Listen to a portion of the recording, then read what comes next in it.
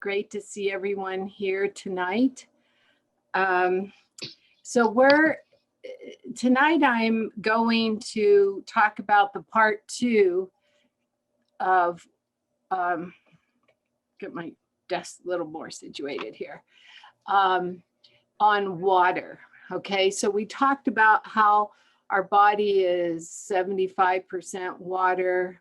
The whole earth is 70% water, and how important water is to our health. And for those who missed the first part, one of water, that was on, oh my gosh, that's probably my favorite to teach as far as water goes, on how our thoughts and our feelings and our mood and intentions affect the water we drink and the water that touches our body, and how powerful water is for our healing. And so you're welcome to go back and look at that YouTube if you would like. And so tonight, it's going to be a little different. We're going to talk about different ways we can have our water filtered, and primarily go into fluoridation and chlorine.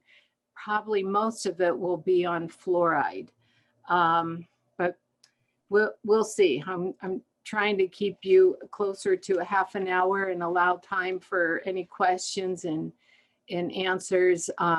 Now, to start with, let me see if I could see. Here we go. All right. To start with, does anyone have any comments or any questions from last week? We were talking about sleep, or any questions whatsoever to start with. And we have Linda joining us again tonight. That's so great, and good to see Jan and all of you. So if you don't have any questions, I'll go ahead and start in on, let's see, we got a few more. Well, we even have Warren joining in. He just jumped in here, and a couple more people. So talking about fluoride, this is kind of a loaded, I don't like using the word gun, but it is kind of. Okay, so we have dealt with a number of times throughout history where politics was more important than the health need and the health concern of what something does to us. And this reminds me of even years ago what happened with CBD, what happened with hemp, where certain stories were made up about it, and it was banned, it became illegal. It had nothing to do with health reasons why. It had so much to do with politics. We're in another situation here, or we have been for years, with fluoride. We also have a lot of current situations that are more politically driven. This has just gone on and on in history and eons for so long.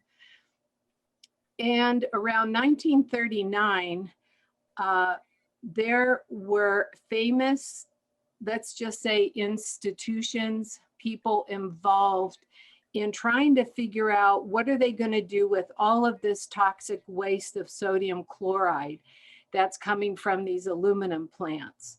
And these aluminum plants, they're 45 plus aluminum plants, okay? This was a big hazard. This was a very expensive hazard situation with the sodium chloride, or sodium fluoride. They knew it was extremely toxic. There were multiple lawsuits that were constantly surfacing from the farmers, the growers, the cow, from the animals, how this toxic waste, where they were putting it, what all this was doing. Let me switch this here. So there were some pretty heavy politicians, people who had a lot of power, money, and control, that they came up They were trying to figure out, what are we going to do with this? And they came up with an idea to put it in drinking water. Okay, there wasn't one person with any medical background, no one who had done any research whatsoever, except this. They were trying to figure out how they could take this and not, how they could make more money with it as well. So they found a town in Texas that had a low rate of cavities in children. And then therefore they decided to, that's where they're going to first use it and put it in water. And they made a claim without any documentation, any research, any proof, any studies, that it will minimize cavities in children. Okay. So putting it in drinking water, putting it in toothpaste, that's when this all started. So now I want to read a couple things. If you haven't looked at your toothpaste, if it has fluoride in it, there will be this warning on the back of your toothpaste.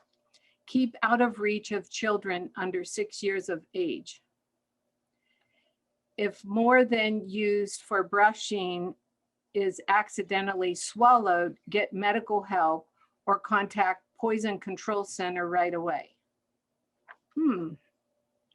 Well, that's pretty interesting.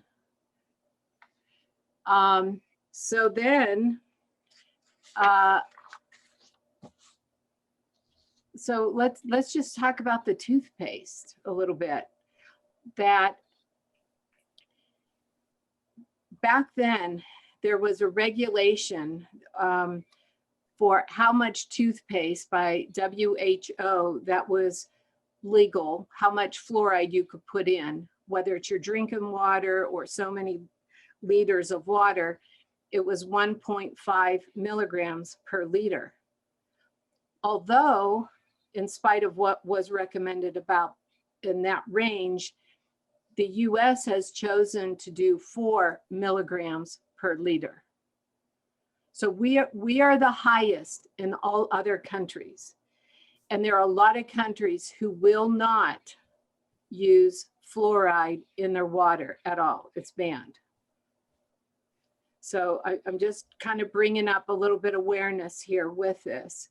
But before we go into that, maybe a little further, we'll go back to Kimberly's these really nice slides. So looking at, I believe the on types of water. Okay, let's just cover that a little bit first, the types of water, and then go into fluoride. And I want to let you know, in case you're shocked about this, as I was to the degree, but we're going to come into this, even your bottled water has fluoride in it. So your purified bottled water that you buy and you think it's safe from chlorine and especially fluoride is not true. So, and we have a little chart to show you some things about that.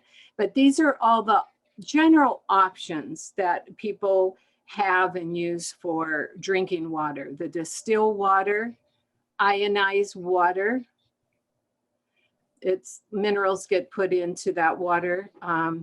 The reverse osmosis, this has been the most popular one for years. Tap water is the highest in the fluoride and in chlorine. Good. Well water, you have to be a little careful. You have to be really careful on regularly testing your well water because they're so, I was amazed at so much information was centered around well water as far as all the influences of bacteria and E. coli and on of what gets into the well water. And so to have that tested on a regular basis, I think is extremely important. Then we have our basic purified water, we have sparkling water and alkaline water. Now, as many people as I have talked with throughout the years, they have different opinions, totally different opinions, and good reason and studies behind why they're choosing mostly reverse osmosis, alkaline water, purified water, or distilled water. And I'm beginning to conclude more and more about distilled water being extremely healthy and effective for the body on a regular basis. Now, finding a good distiller and how does that all get set up in a house, I'm not really sure. But after going through and talking about water, because we consume it every day, we're made up of water, and it's so important how it affects us. So at least if tonight to become aware of fluoride. I don't know if we'll get to chlorine because there is so much on fluoride here that affects us. So let's go to the next slide. And this is a little bit more on the well water, because I was interested with this when Kimberly mentioned her parents have a well, and where I grew up in Pennsylvania, I mean, there were wells everywhere. And so filtered water through the city didn't come till later on. And so these are certain things to watch in the well water. If any of you on this call has a well system, so you might want to be aware of the microorganisms, the nitrates in them, heavy metals, the organic chemicals. And I remember this too growing up, of how the idea of getting your well water tested, I don't think I ever heard that once, but especially because of all the contaminants and what we're exposed to today, it's just really important, even all the pesticides and fertilizers. So let's go to our next slide. And filtered water. These are all different ways that we can have our water filtered. And some of you may, the Brita pitchers, on the counter. I did that when my kids were little. You do what you can do. You do what you can afford at that time, and then learn more of other ways that you can at home purify your water. Because it gets affected by whether we wash our hands, whether we shower with it, use it in our ice cubes. I mean, it goes on and on. All the uses we have with water. And let's go ahead to the next one. And if some of you want these slides afterwards, just let Kimberly know, let us know. We'll make sure you get them. Chemicals that are in water. Here we go with the fluoride.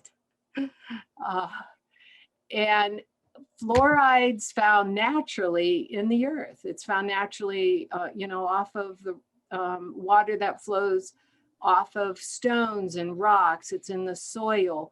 But what we're talking about is the chemical version of fluoride that's put into our water and into our toothpaste.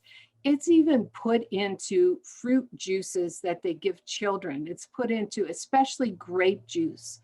They can camouflage it more in a higher dosage that way. It's used in a lot of food and especially a lot of beverages. Excess exposure to fluoride can lead to bone disease, can cause pain and damage to the bones and the joints. I want to add also, it has a direct effect on the brain. Has a direct effect on the brain. Yes, it does affect focus, concentration. Again, it affects memory. If I can read, this is, some of the information that I kept finding on this. That's why this was probably one of the more harder ones to talk about, because you have to stick with the facts. And again, it's what we've been told, how good it can be for you during the time of what's happening now, as well as what's happened through the years. I find it rather unnerving, because if a person says, you know, I really don't want this, and I'm finding more and more information out about this, the authorities could say, well, you just don't know what you're talking about. Okay. And there's a lot of documentation that gets deleted. There's documentation that gets falsified. And so I was just really looking through for sure, what do we know? What do we have for sure? Okay. Here's a shocking historical fluoride fact. I'd like to read this. Adolf Hitler sought a means to make people docile and suggestible. He discovered that odorless sodium fluoride slowly poisons and makes dormant the small tissues in the brain's left rear lobe that normally helps a person resist domination. Fluoride allows muscles to move one way but not relax. In large doses, fluoride can cause paralysis and death. Okay, they know in large dosages, this is so deadly to the body. Fluoride increases the risk of hip fractures up to 41%. Fluoridation can cause tooth enamel molting, poor health in infants, and increases the growth of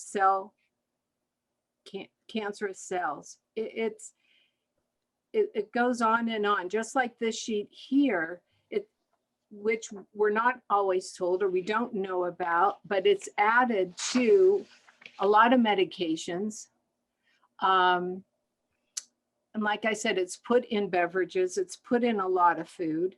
Here are some risks to fluoride. Skin conditions, dry hair and dry skin conditions, dry scalp. The fluoride adds to it really can stimulate symptoms of eczema, okay? And your skin becomes more irritated. Affects reproductive issues. I read a number of articles on the endocrine system, how it can affect even the monthly cycle and women's hormones, bone cancer, oral cancer. Accelerates tumor growth.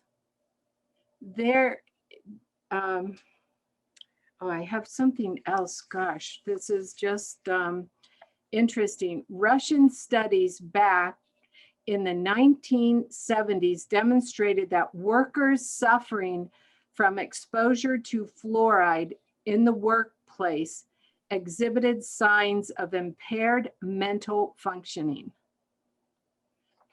So again, the direct effects that this has on the brain. And in toothpaste, there's usually glycerin, okay?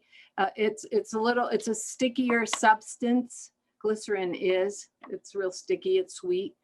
If you ever worked with glycerin and other elixirs or drops you take, but it's in toothpaste. So it is designed to leave a kind of a film on your teeth after you brush your teeth, but you think it's shiny.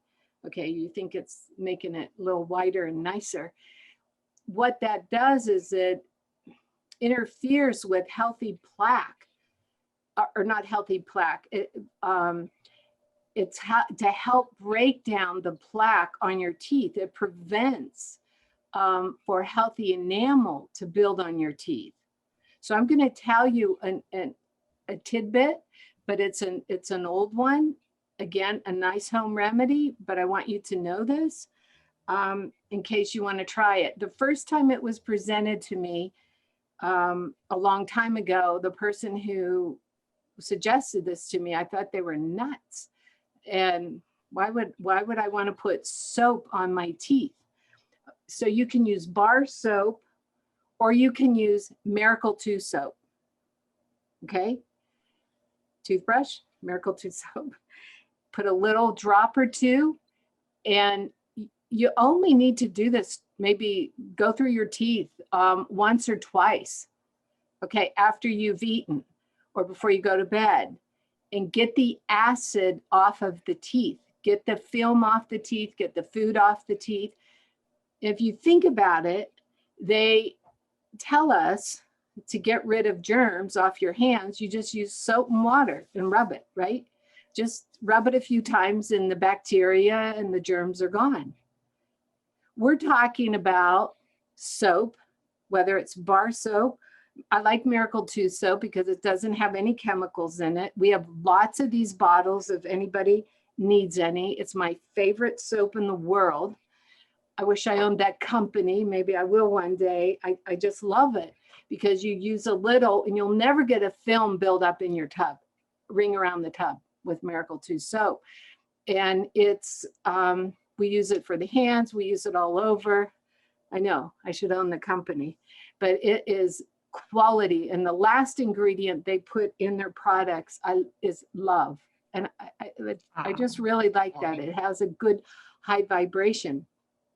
So when this was first presented to me to use soap on my teeth, I just thought the idea of blowing bubbles out my mouth with soap, it just didn't make sense.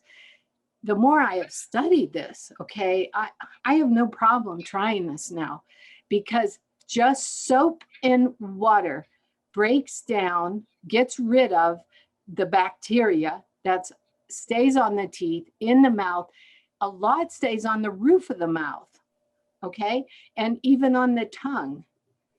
I shared this before. We have over 350 taste buds on our tongue. And the higher level of toxins that are in our body, the more masked those taste buds are. So we want to get rid of the toxins, of course, and the fluoride that is built up in the system. And but we want to especially develop good bacteria in our system. So a little bit of the Miracle 2 soap is what I would recommend to be able to brush your teeth with, would be a really good idea. The other thing fluoride does is it breaks down friendly bacteria in the gut. It just has to, it does. So we take extra probiotics to build up the bacteria, but we're using fluoride in the toothpaste every day. I had no idea the levels of fluoride that's in bottled water. There's a lot. So again, here's, what do you do? What's a remedy? There are toothpastes without fluoride. Granted, you're going to pay double, triple the price. Doesn't take a whole lot of toothpaste, but if you get Miracle 2 soap, if you have access to that in any way, this probably lasts you the next 5 years, you know, to just put a little on your teeth and brush. Here's another thing that all this been sharing with you that about fluoride. And I remember this years of consultations with people, and especially several years ago when I had the practice in California, that parents would talk about their children. They couldn't figure out why at night after they brushed their teeth, they would have stomach aches. They didn't know why they would have headaches, but especially stomach aches and stomach cramps. It was so clear after a while, the fluoride in the toothpaste was affecting their gut. Fluoride will affect your gut in a negative way. Okay, so the dentist will say, even when they start getting their first tooth in or their second tooth in, and use some fluoride toothpaste, but remember that warning sign. Okay, it's a poison. If you get 6 years of age or under, okay, we don't have to put a warning sign of poison on soap. Okay, you can do that safely in your mouth. But for babies, for children, 2-year-old, 3-year-old, if you swallow it. Now, have you ever looked under your tongue? Do you see how many blood vessels are there? That's why when we tell people, when they take CBD, hold it under your tongue for 2 minutes, and it's already gone into your bloodstream. When you brush your teeth with sodium fluoride toothpaste, it goes right into your bloodstream. You can't stop it from going into your bloodstream. So that's an awareness to have. That's an awareness to have for your animals as well, because they say brush your dog or your animal's teeth with fluoride, with this toothpaste. I would not recommend that at all. I would just use soap, just use plain soap. There is so much incredible information out there, documentation with fluoride. I might just read a couple more tidbits here. The Sierra Club, this is in California, found this study that people in unfluoridated developed nations have fewer dental caries than those living in industrial nations. They conclude fluoride is not essential to dental health. Same thing in British Columbia. And you know what? Who has some of the lowest dental decays? It's Canada. That's amazing. It's Canada. And your level of usage of fluoride in the water is lower as well. And there's a lot of parts in British Columbia, it is not allowed. It's definitely not allowed in Germany and Sweden and Switzerland, other countries. I thought this one was interesting. All the Native American Indian reservations are now fluoridated by law. Children living on them have more incidence of dental decay and other oral health problems caused by high sugar, refined foods, etc., than do children living in other US communities. So definitely the diet has an influence on it as well, but the decay that actually can come, and this is what we're going to show you too, from using fluoride. So let's go ahead back to the next slide, Kimberly. Okay, does this look familiar to anybody? Okay, this is a condition from too much fluoride that happens with children. And you'll see adults that don't have really white teeth, or brighter teeth, really yellow, discolored teeth. There's so much, and we could go ahead and switch the slide because somebody's passing out. But there is so, I'll tell you what, I remember seeing this growing up. I remember experiencing this as a child. I lost all my teeth. Okay, they granted the nutrition then wasn't really good, and but where the dentist kept saying just keep giving her more fluoride, the correlation between cavities and fluoride, it doesn't match up whatsoever. And what they have found in a lot of studies with the fluoride, a connection to osteoporosis, a connection to brittle bones, and a connection to, it slows down the brain. It just doesn't, it just can't fire off as sharp and as quickly. Here's a really good chart. These are the different types of bottled water. So we know a disadvantage with the bottled water is all the plastic. So ideally, if you could get a home filtered situation would be much better. But these are parts per million. And when I said earlier, the WHO considers 1.5 milligrams per liter legal. The US predominantly does 4 milligrams per liter. And many of the studies I have found in red say that 0.1 is considered poisonous.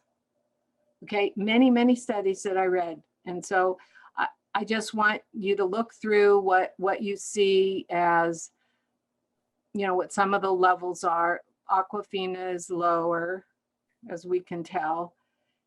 I'm sure there's even more studies out there with more popular waters that people drink, but this will give you an idea.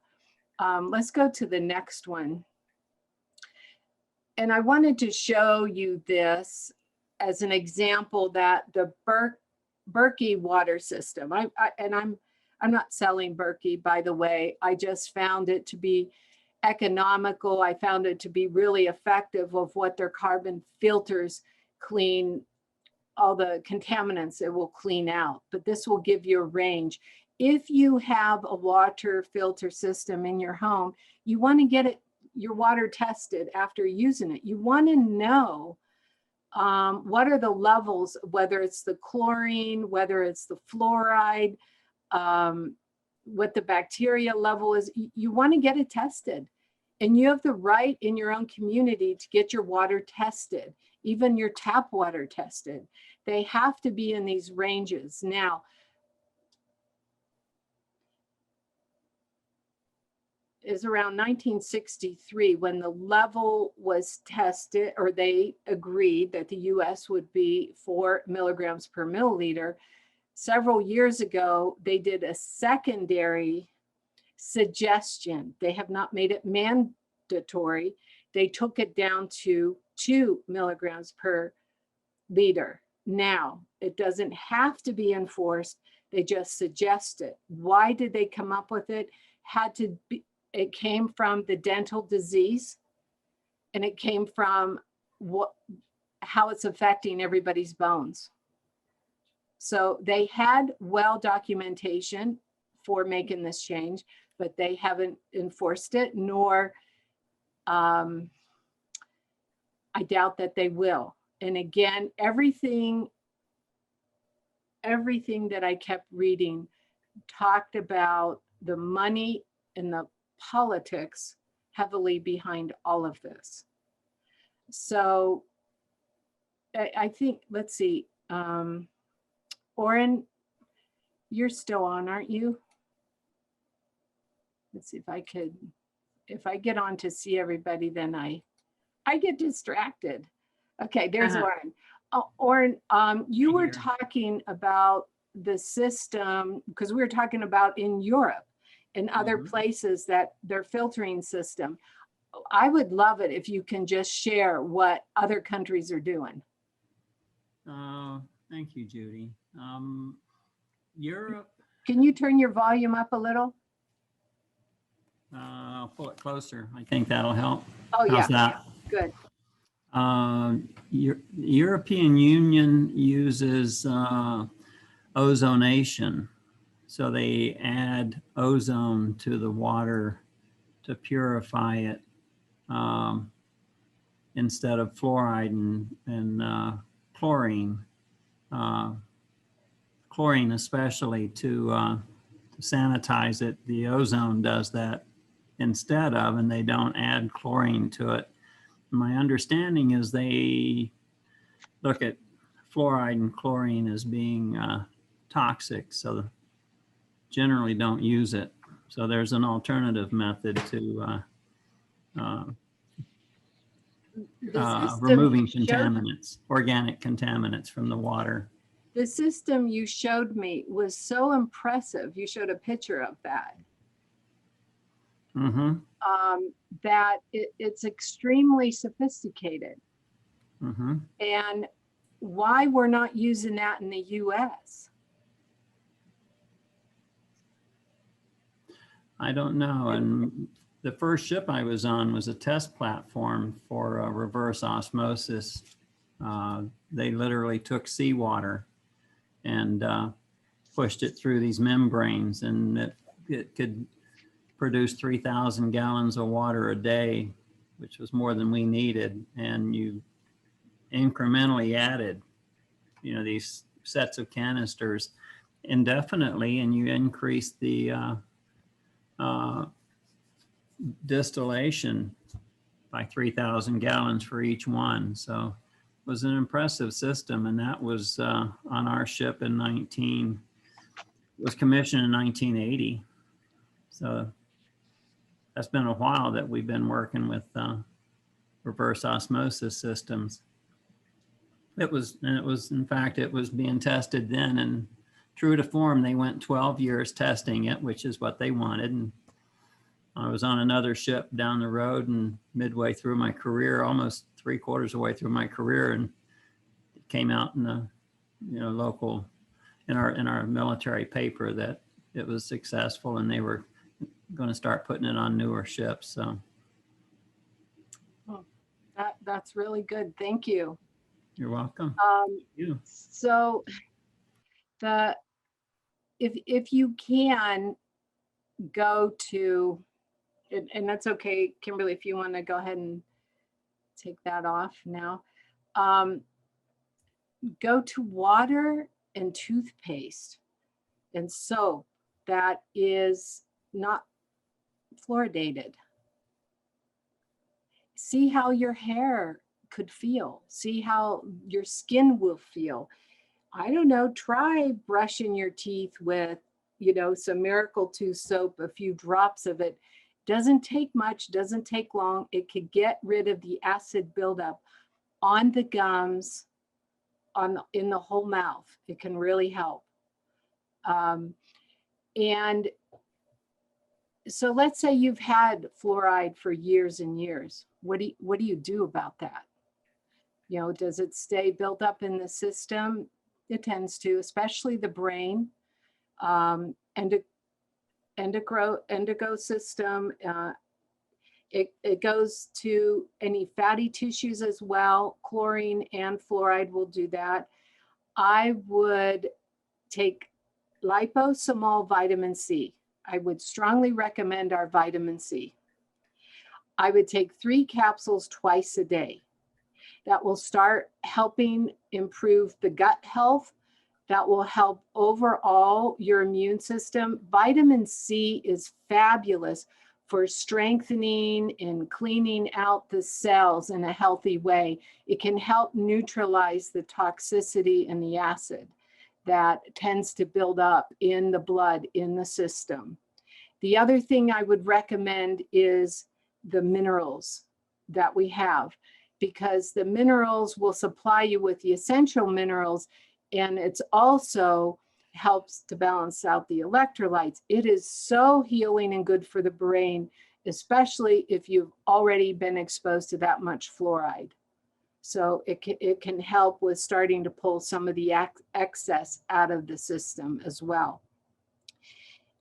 Do any of you have any thoughts or any questions with this? You may read where being exposed to, the fluoride that you most likely will read, it will not affect your body at all. And I just would say, please study further about this. Oh yeah, Kimberly's she's got a great story. Love to hear it, Kimberly. I have a story and a question. My story is that I've been giving my cat filtered water before me for the last, I don't even know how many years, because he's got a little water fountain that has a filter in it. And I didn't even have a filter on my water, but now I do. But my question is, so like if you're taking baths and showers and stuff like that, I mean, do you need to worry about the fluoride just like on your skin? if that makes sense. Yeah, more so the chlorine. Okay, yeah, especially the chlorine. Most likely the two together. A lot of the areas where I have studied this, so often where you see the fluoride, you're going to see the chlorine. Where you see the chlorine, you're going to see the fluoride. Okay, so you may want to eventually, tonight we're probably not going to get into the chlorine because the fluoride alone is just massive. To me, it's one of the biggest smoke screens that's been presented to us for so long. And so I would say if you do a filter over your shower for where you're living and where you're at, that would help, especially with the chlorine. I don't think it's so much to be too concerned about yet with the fluoride, except when you put the fluoride and the chlorine together, then it affects their hair, it affects their skin more.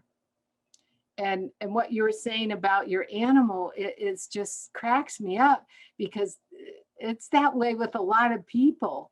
Their animals will get the purest of food, they'll get the purest of water. Oh my gosh, what they bathe it in, what they take care of with that. But it'll make a difference when we start to make a change a little bit that way for ourselves. Any other thoughts or any other questions? Yeah, Kelly. Hi, Kelly. Unmute. So I have that reverse osmosis filter, Mm-hmm. and I have read that takes out valuable minerals also from the water. Is that true? So do we need to be replacing that? Okay, that's a real good question. It's a real common question, even with distilled water, okay, because everything's stripped out of it. So we used to have natural distilled water through rain, okay? But because of everything that's in the air and all the pollution that's in the air, it's just not healthy for us anymore, okay? So with, back to what you're talking about with the reverse osmosis and the minerals, I don't know the quality of minerals that they would put in the water because it's also has the fluoride in it and also has the chlorine in it. So I would say with the reverse osmosis, with the minerals taken out, it's not that we need a high amount of minerals. We need minerals that are usable for digestion and receive well into our cells. So I would say with the food that you eat and the minerals you are taking and all of the how you do what's your health, I would not rely on my water being a source of minerals. Let's put it that way. Okay, that sounds fair. Mm-hmm.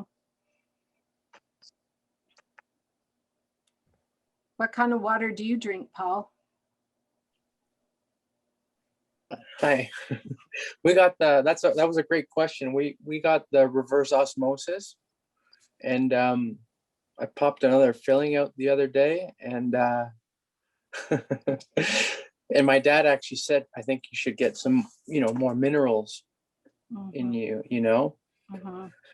because we're shying away from fluoride big time.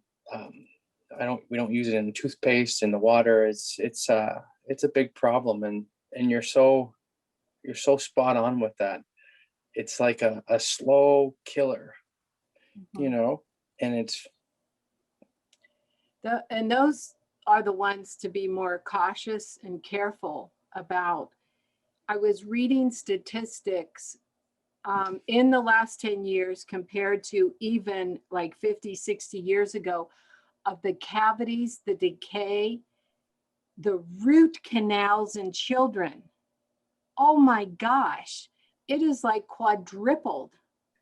Now, how can that be if this is so good for cavities and tooth decay? It's amazing. I remember, oh my gosh, this was a few years ago. Oh my goodness, I forget how many root canals or the root canal my grandchildren had to have, and the fillings, just as young ones, just really, really young. It's a lot. Our teeth, I'm always amazed at older people, people who are 70, 80, 90, 100, and they have their own teeth. Okay. And I just stare like, oh my gosh, that is amazing. That the teeth have so much to do with our health state. The minerals are the wagon that carries the vitamin to the cell. We have to have essential minerals for, healthy gums, healthy teeth in our body. But again, I would not rely on it as a source of water. I just have a lot of questions about that. It could come through your greens, it could come through your foods, and it doesn't have to be a high dosage of it. It could come through just taking liquid minerals. But I remember this from 3 years ago, going through a very, very stressful change condition in my life. It was so hard. And when I went about a year ago to have some, year and a half ago, maybe, dental work done, that dentist had a heyday with me. Heyday. I thought these, because I go to Colorado Springs, it's a few hours from here. I was going all the time and having a lot of work done because my body, I got so depleted with some of the stuff I was going through. I got so depleted, and now just starting to build it up. So our central nervous system, our immune system, our gut health, it's all connected into how well we're absorbing, what's going on with our teeth, what's going on with our gums, what's going on with our brain, anything, if we take it in our mouth up here, to be aware, it's going to affect whatever this big thing is sitting on top of our neck. Here's our big computer system right here. And it involves our eyes as well, involves our ears as well.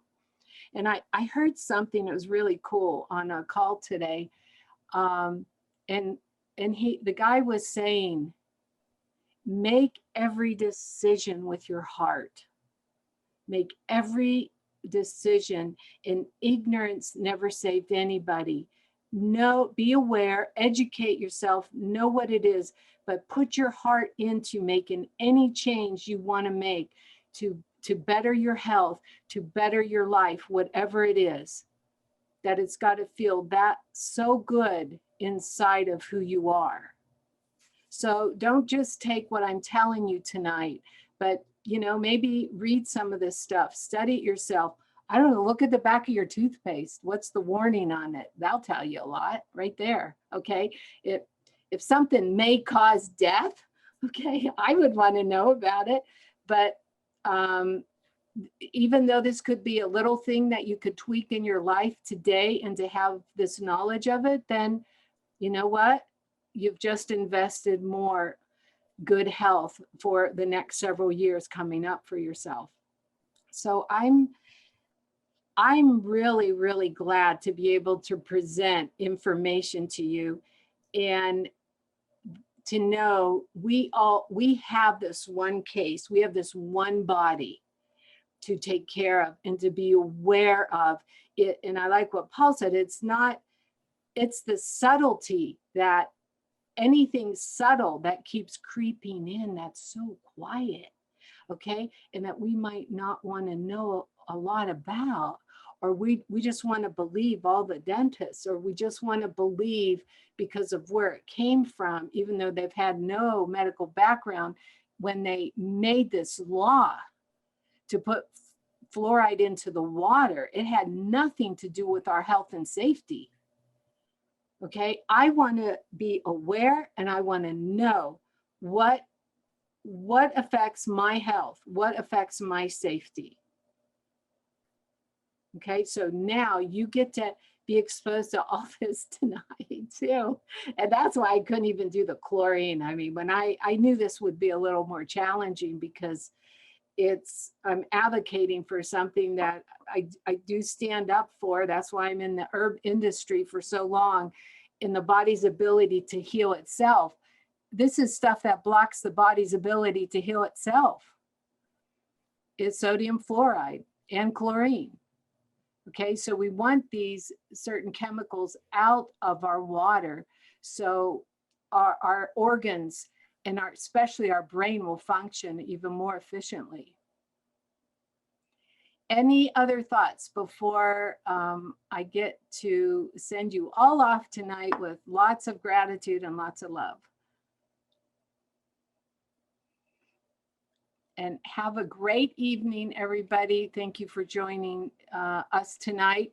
And stay tuned for next week. Thank you, Jan. That's so sweet.